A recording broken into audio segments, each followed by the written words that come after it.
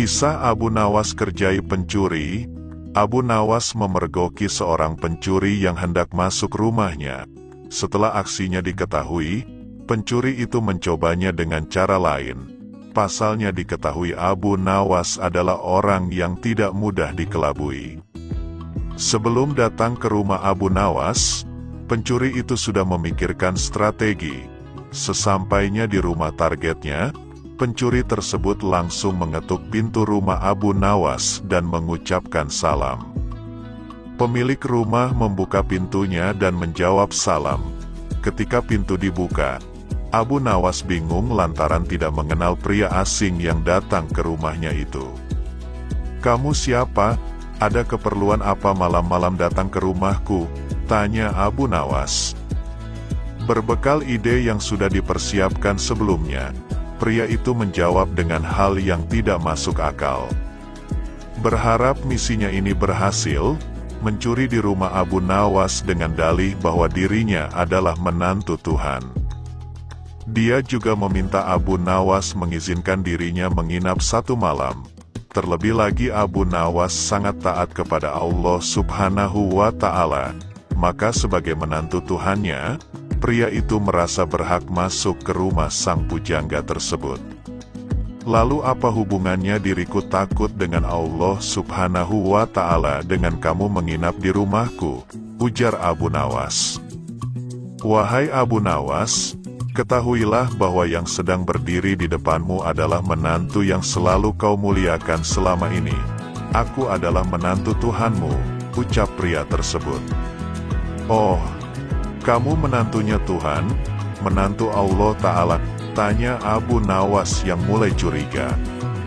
"Iya Abu Nawas," jawab pria tersebut. Kemudian Abu Nawas mengajak pria itu untuk masuk ke suatu tempat. Di dalam hati pria tersebut mengatakan misinya berhasil mengelabui Abu Nawas. Ternyata Abu Nawas mengajaknya ke masjid dan mempersilakan pria itu tidur di dalamnya. Pencuri tersebut kaget dan bertanya, "Mengapa ia diajak ke tempat ini? Tadi kan kau bilang menantu Allah Ta'ala, dan masjid adalah rumah Allah. Jadi silakan menginap di rumah mertuamu," tandasnya. Kisah selanjutnya. Kisah Abu Nawas rela pura-pura buta demi rebut uangnya yang dicuri. Abu Nawas bersama beberapa orang temannya sedang duduk bercerita. Setelah mengikuti sholat maghrib berjamaah, mereka bercerita tentang kehidupan keagamaan. Kebetulan mereka menyinggung suatu masalah yang mengatakan bahwa orang buta atau tunanetra itu tidak berdosa karena pintu masuknya dosa tertutup baginya. Alasannya karena matalah yang selalu melihat ke sana kemari yang dapat mendatangkan dosa. Akan tetapi, Abu Nawas tidak menyetujui pendapat tersebut dan berniat akan membuktikannya. Keesokan harinya Abu Nawas berjalan-jalan dengan maksud untuk bertemu dengan orang buta. Dia ingin membuktikan pendapatnya bahwa orang buta pun dapat pula berbuat dosa.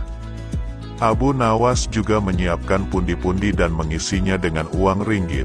Tidak beberapa lama berjalan, ia benar-benar menemukan seorang tunanetra. Abu Nawas memerhatikan gerak-gerik orang buta itu yang sedang berjalan dengan tongkatnya. Kemudian dia berpura-pura menjadi orang buta sambil membawa tongkat dan sengaja menabrak orang buta itu. "Aduh, sungguh malang nasibku sebagai orang buta ditabrak oleh orang yang tidak memiliki rasa belas kasihan," ujar Abu Nawas. Orang buta itu heran mendengar keluhan orang yang ditabraknya. "Maaf, saya juga orang buta. Saya tidak dapat melihat dan hanya dapat berjalan dengan bantuan tongkat ini. Sekali lagi mohon maaf karena sungguh-sungguh saya tidak sengaja," ucap orang buta tersebut. "Oh, engkau juga buta ya?" tanya Abu Nawas pura-pura tidak tahu. "Iya, saya buta. Peganglah tongkatku ini, orang buta pasti akan memakai tongkat untuk berjalan," jawab tunanetra tersebut. Abu Nawas pun memegang tongkatnya. Begitu pula sebaliknya si buta juga meraba tongkat Abu Nawas untuk membuktikan bahwa mereka adalah sama orang buta. Kalau begitu, kita senasib, saudara. Bagaimana kalau kita mencari rezeki bersama-sama, ajak Abu Nawas. Orang buta itu pun menyetujui ajakan Abu Nawas. Mereka berjalan bersama-sama sebagai sesama orang buta. Di tengah perjalanan, Abu Nawas berpura-pura mau pipis dan meminta tolong si buta agar pundi-pundinya yang penuh berisi uang dipegangkan dahulu dengan baik-baik. Sementara Abu Nawas pura-pura pipis, ia terus memerhatikan tingkah laku si buta. Kemudian si buta meraba-raba pundi-pundi itu dan hatinya mulai tergoda untuk memiliki isinya. Wah, pundi-pundi banyak sekali isinya. Lebih baik aku mengambilnya lalu pergi. Pasti ia tidak bisa mencariku karena ia juga buta, pikir si buta tersenyum. Lalu ia meninggalkan Abu Nawas dan mencari tempat persembunyian agar tidak ditemukan. Dalam situasi demikian, Abu Nawas berpura-pura mencari si buta dan meminta pertolongan kepada Allah Subhanahu wa Ta'ala. Ya Allah, malang benar nasib hamba. Tadi ditabrak orang, sekarang uang hamba dilarikan orang. Sial benar hamba. Ya Allah, semoga orang yang mengambil uang hamba terkena lemparan batu ini tepat pada tulang keringnya. Biar tahu rasa dia, ujar Abu Nawas. Setelah itu dengan jitu Abu Nawas melempari si buta dan persis kena tulang keringnya. Aduh, aku kena, gumam si buta meringis kesakitan. Hal ini membuat si buta kelabakan. Ia segera beranjak mencari lagi tempat persembunyian untuk menghindari Abu Nawas. Akan tetapi, Abu Nawas yang pura-pura buta mengikuti si buta kemanapun pergi. Setelah dekat, Abu Nawas memohon lagi kepada Allah Subhanahu wa Ta'ala. Ya Allah, semoga orang yang mengambil pundi-pundiku terkena lagi lemparan batu pada kepalanya, ujar Abu Nawas. Tidak lama kemudian terdengar lagi suara kesakitan dari si buta. Aduh, kena lagi, kepalaku jadi benjol, ucap si buta memegangi kepalanya yang benjol. Si buta pun panik dan heran. Kok doanya terkabul lagi? Ah, itu hanya kebetulan. Kemudian dia menghindar lagi dan terus menghindar. Tetapi Abu Nawas tetap mengikutinya terus secara berturut-turut. Abu Nawas berdoa lagi sambil melakukan lemparan beruntun kepada si buta dan selalu tepat, yaitu tepat mengenai perut, dada, dan terakhir muka. Mengapa semua sasaran yang akan dilempar selalu tepat mengenaiku? Pikirnya lagi sampai berkerut keningnya. Si buta makin heran. Dia curiga. Tidak lama kemudian barulah si buta menyadari bahwa temannya itu Abu Nawas mempermainkannya. Kalau begitu saudara tidak buta, saudara hanya mempermainkanku, ambillah kembali pundi-pundimu ini, ujar si buta tersebut. Akhirnya si buta menyerahkan pundi-pundi itu kepada Abu Nawas dengan penuh kesedihan dan penyesalan terhadap nasibnya. Abu Nawas sendiri pulang sambil tersenyum kegelian. Ia puas karena dapat membuktikan bahwa orang buta dapat juga bisa berbuat dosa. Kisah selanjutnya. Kisah Abu Nawas mengalahkan perampok sampai bertobat. Abu Nawas mendengar ada ketua perampok yang terkenal sadis dan kejam. Dia mempunyai puluhan anak buah yang juga sadis. Mereka semua kerap melakukan aksi di tengah gurun pasir yang gersang jauh dari permukiman penduduk. Bagi siapa saja yang melewati daerah kekuasaan perampok sadis itu, maka akan bernasib sial, terutama rombongan kabilah yang membawa barang dagangan. Apabila ada yang berani menolak atau melawan saat dirampok, gerombolan perampok tersebut tidak segan-segan membunuhnya. Suatu ketika Tuan Hamid berencana pergi ke negeri seberang untuk membawakan pesanan, yakni sebuah perhiasan emas. Namun ia ragu melakukannya, sebab harus melewati gurun pasir yang merupakan kawasan komplotan perampok sadis tersebut. Tuan Hamid pun bingung dengan situasi yang dialami, sementara ia harus mengirim emas pesanan secepatnya. Setelah merenung agak lama, terlintas di benaknya sosok Abu Nawas. Semoga saja dia bisa membantuku, pikir Tuan Hamid. Dia lantas pergi menemui Abu Nawas. Sesampainya di rumah Abu Nawas, Tuan Hamid lalu mengungkapkan permasalahannya. "Wahai Abu Nawas, aku bingung dengan situasi yang sedang aku alami. Barangkali kamu bisa membantuku," ujar Tuan Hamid. "Masalah apa yang membuatmu bingung?" tanya Abu Nawas. "Begini Abu Nawas, besok aku harus mengirim perhiasan emas ke negeri seberang. Tapi aku takut karena harus melewati gurun pasir yang menjadi tempat komplotan perampok sadis. Aku dengar siapapun yang melewati daerah itu pasti hartanya dirampok sampai ludes. Kalau menolak akan dibunuh," ucap Tuan Hamid. "Menurutmu apa yang harus aku lakukan?" tanya Tuan Hamid mengimbuhkan. Sejenak Abu Nawas terdiam. Dalam hati ia berkata, "Mereka memang perampok yang sadis. Aku dengar tidak ada yang bisa selamat melewati daerah itu kecuali dengan pertolongan Allah Subhanahu wa Ta'ala. Ya sudah, begini saja Tuan Hamid. Aku akan membantumu, biarkan aku yang melakukan tugas itu," ucap Abu Nawas. "Maksudmu, kau yang akan mengantar emasnya?" tanya Tuan Hamid. "Benar Tuan Hamid, itu pun kalau Tuan mengizinkan," jawab Abu Nawas. "Tentu saja Abu Nawas, aku justru berterima kasih. Kalau kau berhasil menjalankan tugas ini akan aku beri hadiah," kata Tuan Hamid kegirangan. Singkat cerita, berangkatlah Abu Nawas membawakan emas Tuan Hamid. Dia ikut rombongan kabilah besar yang sama-sama menuju negeri seberang. Saat tengah malam tiba, sampailah mereka di tengah gurun pasir yang merupakan daerah komplotan perampok sadis. Dari kejauhan Abu Nawas melihat ada gubuk kecil yang dihuni oleh satu orang, maka terlintaslah di benaknya sebuah ide untuk menyelamatkan emas yang dibawa. "Sebelum dihadang para perampok, lebih baik aku titipkan emas ini kepada orang penghuni gubuk itu," pikir Abu Nawas.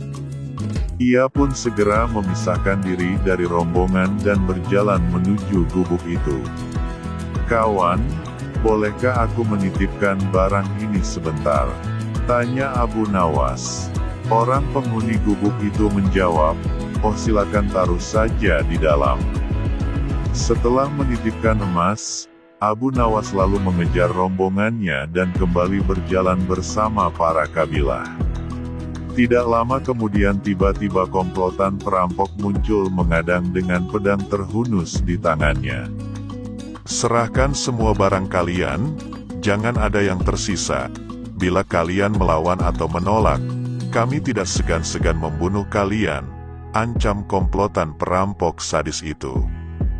Rombongan kabilah ini pun terpaksa memberikan semua hartanya karena ketakutan akan dibunuh. Sedangkan Abu Nawas yang tidak membawa apapun hanya digeledah dan luput dari aksi perampokan. Ketika semua barang dan harta berhasil didapatkan, komplotan perampok ini lalu pergi meninggalkan Abu Nawas dan rombongan. "Alhamdulillah emas yang kubawa bisa selamat," ucap Abu Nawas dalam hati. Kemudian Abu Nawas berniat kembali mendatangi gubuk tempat menitipkan emasnya. Setibanya di sana terlihat komplotan perampok yang tadi beraksi juga berada di dalamnya. "Celaka, ternyata aku salah. Orang yang aku titipi emas justru ketua perampoknya," kata Abu Nawas kecewa. Saat hendak pergi, ketua perampok melihat kehadiran Abu Nawas. "Hai Tuan, kemarilah, jangan takut," teriaknya. Sesaat Abu Nawas ragu dengan tawaran ketua perampok tersebut. "Kalaupun aku lari pasti akan mudah ditangkap oleh mereka dan bisa-bisa dibunuh," lebih baik aku datangi saja. Hanya kepada Allah, aku meminta perlindungan, ucap Abu Nawas dalam hati. Lalu Abu Nawas memberanikan diri menghampiri mereka. Tuan mau mengambil barang titipan Tuan? Tanya ketua perampok. Benar, aku kesini berniat untuk mengambilnya, jawab Abu Nawas. Ambillah dan segera tinggalkan tempat ini, ucap ketua perampok. Abu Nawas sempat terkejut dan heran dengan ucapannya. Tidak ingin menyia-nyiakan waktu, Abu Nawas segera mengambil emas titipannya dan pergi meninggalkan tempat itu. Saat Abu Nawas berjalan menjauh, sayup-sayup mendengar percakapan para komplotan perampok tersebut. Kenapa Tuan membiarkan orang asing itu mengambil hartanya? Tanya salah satu anak buah. Sang ketua perampok menjawab, orang asing itu telah mempercayaiku seperti aku mempercayai Allah akan menerima tobatku. Aku hargai kepercayaan orang asing itu agar Allah menghargai kepercayaanku pula. Mendengar hal itu barulah Abu Nawas tahu bahwa sebenarnya si ketua perampok adalah orang yang ingin bertobat. Kisah selanjutnya. Kisah Abu Nawas yang pergi ke pasar untuk membeli buah apel. Suatu hari, Abu Nawas ingin membeli buah apel untuk dimakan bersama keluarganya. Ia pun pergi ke pasar dengan membawa uang yang cukup untuk membeli beberapa kilogram apel. Sesampainya di pasar, ia melihat banyak penjual buah yang menjajakan dagangannya dengan berbagai macam buah. Abu Nawas pun mencari-cari penjual apel yang paling murah dan berkualitas. Setelah berkeliling pasar, ia menemukan seorang penjual apel yang menawarkan harga yang sangat murah. Abu Nawas pun mendekati penjual tersebut dan bertanya, "Pak penjual, apakah apel-apel ini segar dan manis?" Penjual apel dengan bangga menjawab, "Tentu saja, Pak. Apel-apel ini baru saja saya petik dari kebun saya sendiri. Rasanya sangat manis dan segar, silakan coba sendiri." Abu Nawas pun mengambil satu buah apel dari tumpukan buah dan mencicipinya. Ternyata, apel itu sangat masam dan tidak enak. Abu Nawas merasa tertipu dan marah.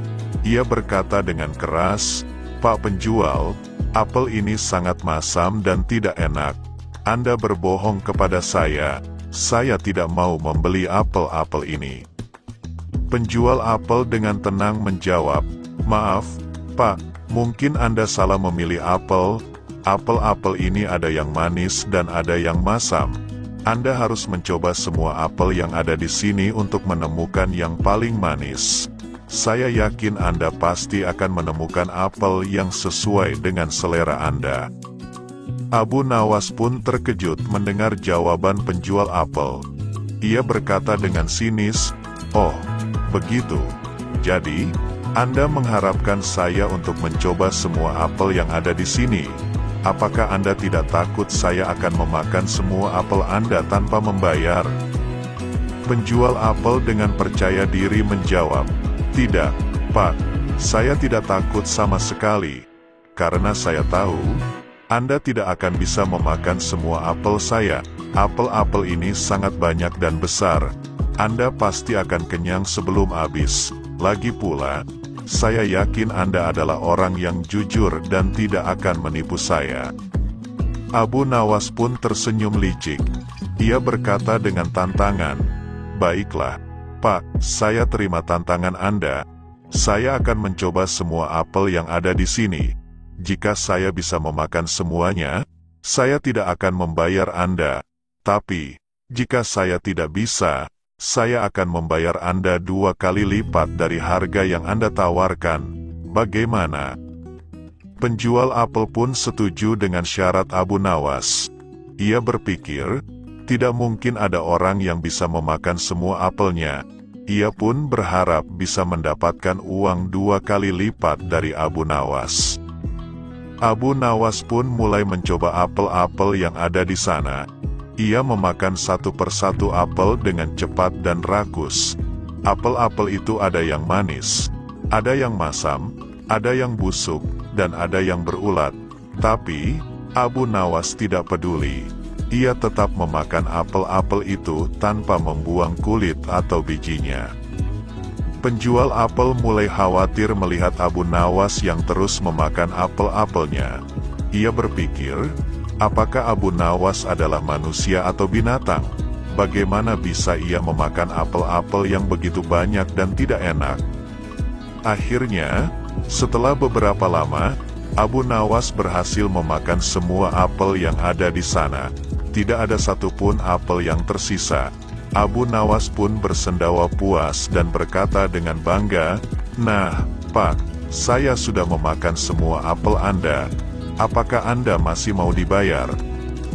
Penjual apel pun terkejut dan terdiam. Ia tidak bisa percaya bahwa Abu Nawas bisa memakan semua apelnya. Ia merasa rugi dan malu. Ia berkata dengan pasrah, "Tidak, Pak, Anda tidak perlu membayar saya. Anda sudah menang. Saya mengakui kekalahan saya." Abu Nawas pun tertawa terbahak-bahak. Ia berkata dengan mengejek, "Hahaha, Anda kira saya bodoh? Saya tahu dari awal bahwa apel-apel Anda tidak enak. Saya sengaja memakan semuanya agar Anda tidak bisa menjualnya lagi.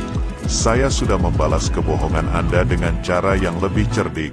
Sekarang, Anda tidak punya apel lagi untuk dijual. Anda rugi besar, hahaha." Penjual apel pun menyesal dan menangis. Ia meratapi nasibnya yang sial. Ia berpikir, kenapa ia harus bertemu dengan Abu Nawas yang licik dan jahil? Ia berharap tidak pernah melihat Abu Nawas lagi. Abu Nawas pun pergi meninggalkan penjual apel dengan senang hati. Ia merasa puas telah mengelabui penjual apel yang tidak jujur. Ia pun kembali ke rumahnya dengan membawa buah apel yang ia simpan di sakunya. Ia berencana untuk membagikan buah apel itu kepada tetangga-tetangganya yang baik hati. Ia berpikir, mungkin ada di antara mereka yang bisa menemukan apel yang manis dan segar.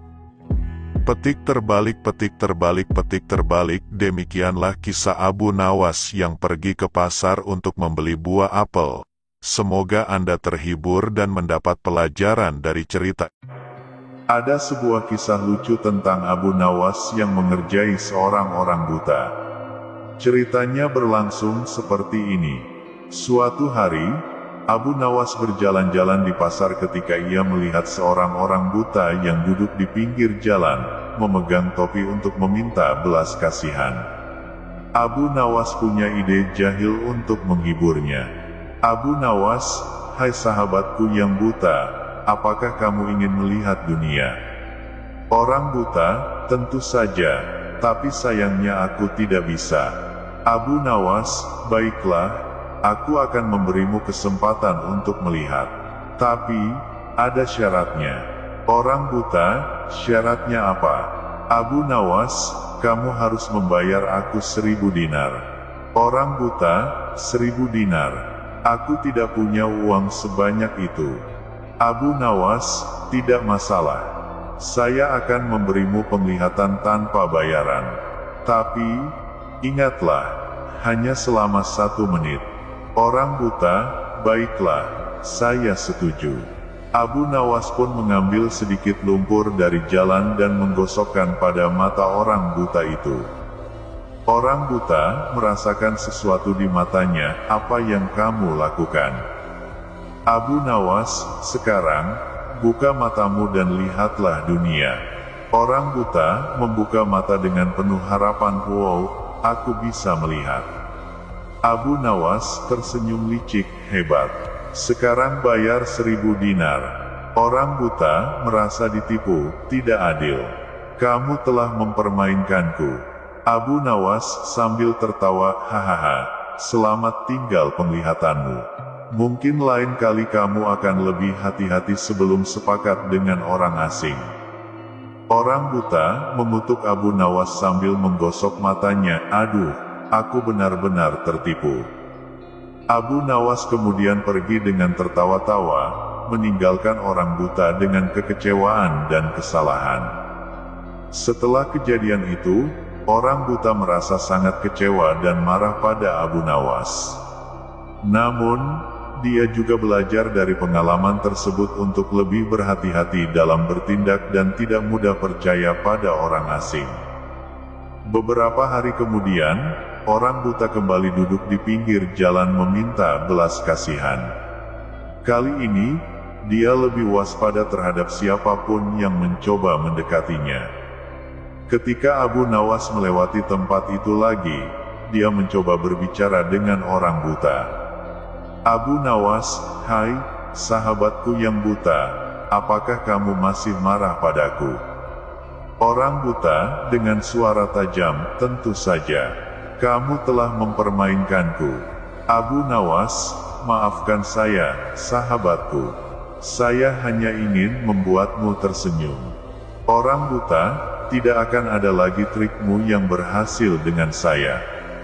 Abu Nawas, "Hehe, sepertinya kamu telah belajar dari kesalahan kita sebelumnya." Orang buta, "Tentu saja. Saya tidak akan mudah terperdaya lagi." Abu Nawas, "Baiklah, maafkan saya sekali lagi. Semoga kamu mendapatkan banyak belas kasihan dari orang lain." Orang buta, "Terima kasih. Tapi, jangan coba-coba mempermainkan orang lain lagi, ya." Abu Nawas pun pergi sambil tersenyum, kali ini tanpa berniat untuk membuat lelucon atau mempermainkan orang buta lagi. Mereka berdua kemudian menjaga hubungan yang baik dan saling menghormati satu sama lain. Kisah Abu Nawas yang mengerjai orang buta mengandung beberapa makna yang bisa dipetik. 1. Hati-hati dalam bertindak. Kisah ini mengingatkan kita untuk berhati-hati dan tidak terlalu percaya pada orang lain secara buta-buta.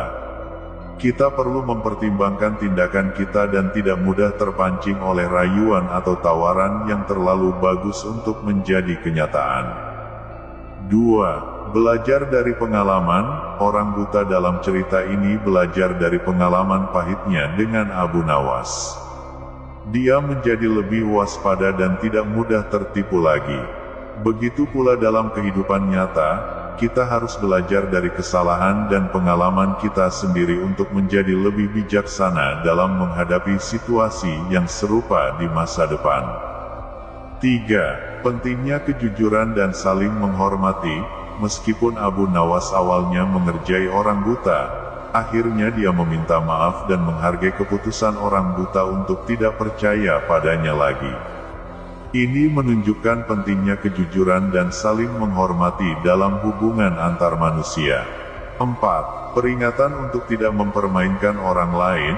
Kisah ini juga menjadi peringatan bagi kita untuk tidak mempermainkan atau merugikan orang lain demi keuntungan pribadi atau kesenangan semata. Tindakan yang tidak etis seperti itu dapat menimbulkan rasa sakit dan kekecewaan pada orang lain. Secara keseluruhan, kisah ini mengajarkan kita untuk bertindak dengan bijaksana, belajar dari pengalaman, menghormati orang lain, dan menghindari perilaku yang merugikan orang lain. Kisah selanjutnya, Abu Nawas, yang dikenal dengan kecerdasan dan kepicikannya, memutuskan untuk mencoba peruntungannya sebagai dukun. Dengan memakai jubah dan topi kerucut, dia berdiri di pasar sambil menggenggam tongkat kayu. Seorang warga datang mendekat. "Hai dukun, bisakah Anda memberitahu saya tentang masa depan saya?" Abu Nawas dengan serius menjawab, "Tentu. Tapi itu akan memakan waktu dan biaya yang cukup besar." Warga tersebut bersedia, "Saya siap membayar, asalkan Anda bisa memberi saya jawaban yang pasti." Abu Nawas mengangguk, "Baiklah, pertama-tama, saya harus memasuki trance." "Oh Mim." Dia berpura-pura meditasi sambil memejamkan mata.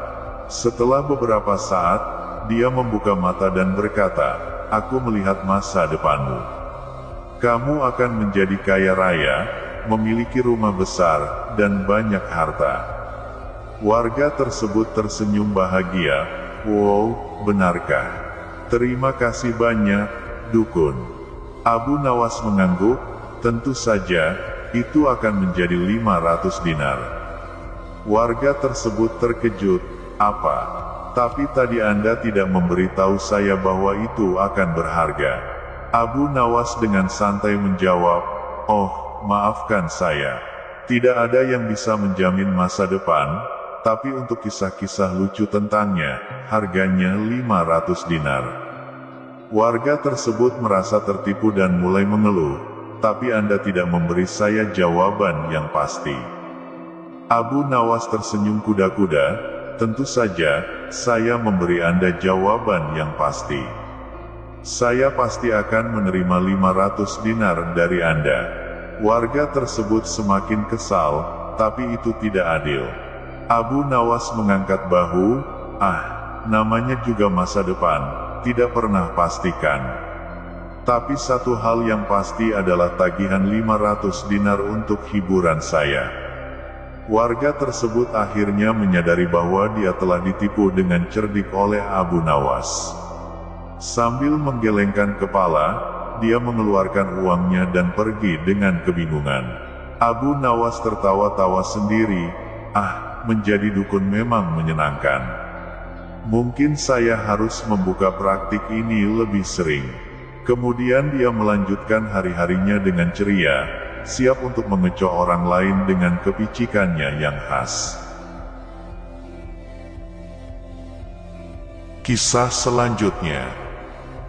Kisah Abu Nawas, laki-laki yang sangat pelit. Alkisah, ada seorang laki-laki yang sangat pelit. Ia selalu memikirkan cara terbaik agar tidak terlihat memiliki banyak harta, sehingga orang-orang di sekitarnya tak akan meminta apapun darinya meskipun sedikit. Hingga pada suatu hari ia berkeliling ke desa-desa tetangga. Di pemberhentian terakhir, dia menemukan desa yang semua penduduknya suka menolong dan dermawan. Lalu laki-laki pelit ini berpura-pura menjadi orang yang sangat miskin, tujuannya agar para penduduk desa iba kepadanya. Tanpa menaruh curiga, warga pun memberikan santunan banyak sekali, mulai dari makanan, uang, hingga baju. Kesempatan ini lalu ia manfaatkan untuk menimbun harta dan kekayaan.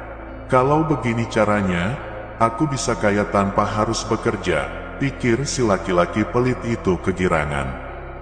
Akhirnya, laki-laki pelit ini memutuskan menjadi pengemis.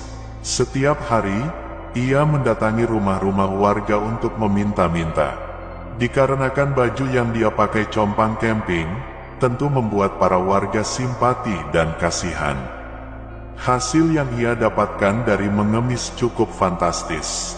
Namun, akibat seringnya berbohong untuk mendapat bantuan, kedok si laki-laki pelit itu ketahuan oleh salah satu penduduk desa. Kala itu, ada seorang warga yang tidak sengaja melewati rumah laki-laki pelit ini. Dia terlihat memakai baju yang indah, masuk ke rumah sambil membawa harta hasil dari mengemis. Tak lama kemudian, si laki-laki kembali keluar berganti mengenakan pakaian compang camping. Dia lalu melakukan aksi mengemis ke setiap rumah warga. Ia tidak menyadari bahwa aksinya kali ini sedang dipantau salah satu warga desa. Kabar tentang kebohongan si laki-laki pelit itu akhirnya beredar di masyarakat. Para penduduk desa kini tidak lagi memedulikannya apabila si laki-laki tersebut datang mengemis. Para warga terus saja melanjutkan aktivitasnya, dan tak peduli tangisan palsu si laki-laki pengemis. Terlebih lagi saat mereka mengetahui apa yang dilakukan laki-laki itu dengan pemberian susu dan madu dari warga, karena ternyata diam-diam ia menimbunnya dan tak mau sedikit pun berbagi dengan tetangga sebelah. Tidak hanya menimbun susu dan madu, pria tersebut juga menimbun uang dan harta hasil mengemisnya di dalam tanah di bawah rumahnya. Tujuannya supaya tidak ada seorang pun yang tahu. Sementara itu, di sebuah istana megah, Baginda Raja terlihat sedang mengobrol asyik dengan Abu Nawas. Aku dengar kabar katanya di seberang sana ada desa yang hampir semua penduduknya dermawan. Apa betul, Abu Nawas? Tanya Baginda Raja di sela-sela obrolannya. Hamba sendiri belum tahu pasti, Paduka, karena belum pernah ke sana. Tapi yang hamba dengar memang demikian adanya, sahut Abu Nawas. Baginda Raja pun menjadi penasaran dan terbesit keinginan untuk meninjau desa tersebut. Apa perlu hamba temani Paduka? Tanya Abu Nawas. Tidak usah, aku ingin melakukannya sendiri tanpa didampingi siapapun, balas Baginda Raja. Setelah Baginda Raja mendengar kabar tentang desa yang penduduknya dermawan, ia memutuskan untuk mengunjungi desa tersebut. Dengan mengenakan pakaian sederhana dan menyamar sebagai seorang pedagang rempah-rempah, Baginda Raja berangkat menuju desa yang legendaris itu. Sesampainya di desa, Baginda Raja terkesima melihat betapa ramah dan murah hati penduduknya. Mereka dengan senang hati memberikan makanan, minuman, dan tempat beristirahat kepada siapapun yang datang. Baginda Raja pun berusaha menyembunyikan identitasnya dan berinteraksi dengan warga setempat. Ia bertanya tentang kebiasaan mereka, adat istiadat, dan bagaimana mereka bisa begitu dermawan. Abu Nawas, yang juga berada di desa tersebut, melihat Baginda Raja dan segera mengenali siapa sebenarnya pedagang rempah-rempah itu. Dengan cerdik, Abu Nawas mendekati Baginda Raja dan berkata, "Wahai pedagang, apa yang membawamu ke desa kami? Apakah kau ingin mencuri kekayaan kami yang dermawan?" Baginda Raja tersenyum dan menjawab, "Tidak, sahabat. Aku hanya ingin belajar tentang kebaikan dan kemurahan hati kalian." Abu Nawas tertawa kecil. "Baiklah, pedagang. Aku akan memberimu satu pelajaran berharga," katanya. Ia lalu mengajak Baginda Raja ke sebuah rumah tua di pinggir desa. Di sana, Abu Nawas membuka pintu dan mengungkapkan sebuah rahasia besar. "Inilah harta yang kami simpan untuk kepentingan bersama," ujar Abu Nawas sambil menunjukkan ruangan yang penuh dengan emas, permata, dan harta lainnya. Baginda Raja terkejut. "Tapi mengapa kalian menyembunyikan semua ini?" tanyanya. Abu Nawas tersenyum bijak. "Kami tahu bahwa kekayaan yang terlalu terbuka akan menarik perhatian orang-orang yang tidak bertanggung jawab. Oleh karena itu, kami memilih untuk berbagi dengan hati yang tulus dan menyimpan sisa kekayaan ini untuk masa depan desa." Baginda Raja mengangguk mengerti. "Kalian benar-benar bijaksana," katanya. "Aku akan membawa pelajaran ini kembali ke istanaku." Dengan hati yang penuh inspirasi, Baginda Raja kembali ke istananya dan memutuskan untuk menerapkan kebijaksanaan yang ia pelajari dari penduduk desa yang dermawan itu. Dan begitulah, Abu Nawas dan desa yang dermawan menjadi legenda yang terus diceritakan hingga kini. Mereka mengajarkan bahwa kekayaan sejati bukan hanya tentang harta benda, tetapi juga tentang kemurahan hati dan kebaikan kepada sesama. Dalam kisah ini, terdapat beberapa makna yang dapat diambil. 1. Kemurahan hati dan berbagi. Penduduk desa yang dermawan mengajarkan pentingnya berbagi dengan hati yang tulus. Mereka menyembunyikan kekayaan mereka agar tidak menarik perhatian orang yang tidak bertanggung jawab. Ini mengajarkan kita bahwa kekayaan sejati bukan hanya tentang harta benda, tetapi juga tentang memberi kepada sesama dengan ikhlas. 2. Bijaksana dalam mengelola kekayaan. Abu Nawas dan penduduk desa memilih untuk menyimpan sebagian kekayaan mereka untuk masa depan desa. Tindakan ini menunjukkan kebijaksanaan dalam mengelola harta. Terkadang, menyembunyikan kekayaan atau tidak menamparkannya secara berlebihan dapat melindungi kita dari bahaya dan memastikan keberlanjutan kebaikan. 3. Ketulusan dan kebaikan hati. Baginda Raja datang ke desa dengan niat baik untuk belajar tentang kebaikan dan kemurahan hati. Dia menghargai pelajaran yang diperoleh dan berkomitmen untuk menerapkannya. Ini mengajarkan kita pentingnya memiliki hati yang tulus dan terbuka untuk belajar dari orang lain. Secara keseluruhan, kisah ini mengajarkan nilai-nilai seperti kemurahan hati, bijaksana dalam mengelola kekayaan, dan pentingnya ketulusan dan kebaikan hati dalam berinteraksi dengan sesama. Kisah selanjutnya. Kisah lucu Abu Nawas, kecerdikan merubah gentong berat menjadi ringan. Suatu hari, Abu Nawas berjalan-jalan di pasar. Ia melihat seorang tukang genteng yang kesulitan membawa gentong berat. Tukang genteng itu terengah-engah, wajahnya merah, dan keringat bercucuran. Abu Nawas yang selalu cerdik dan penuh ide pun mendekati tukang genteng tersebut. "Hai, Pak Tukang Genteng," sapa Abu Nawas ramah. "Kenapa gentongnya begitu berat?" Tukang genteng itu menghela nafas. "Anak muda, ini gentong kosong, tapi tetap berat sekali. Aku harus membawanya ke rumah pelanggan." Abu Nawas tersenyum. "Baiklah, Pak, biarkan aku membantu Anda." Tukang genteng itu memandang Abu Nawas dengan heran. "Bagaimana mungkin anak muda seperti Anda bisa membantu?" Abu Nawas mengambil gentong itu dan memegangnya dengan satu tangan. "Pak Tukang Genteng, saya akan merubah gentong ini menjadi ringan." Namun, Abu Nawas tak menghiraukannya. Ia berjalan menuju sungai yang tidak jauh dari situ. Di tepi sungai, Abu Nawas mengisi gentong dengan air hingga penuh. Kemudian, dengan santai, ia mengangkat gentong yang kini berisi air. Tukang genteng itu tercengang. "Apa yang kau lakukan, Abu Nawas?" Abu Nawas tersenyum. "Pak Tukang Genteng, sekarang gentong ini lebih ringan karena berisi air."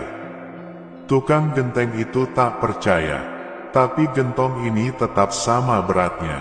Abu Nawas menggeleng. "Tentu saja tidak, Pak.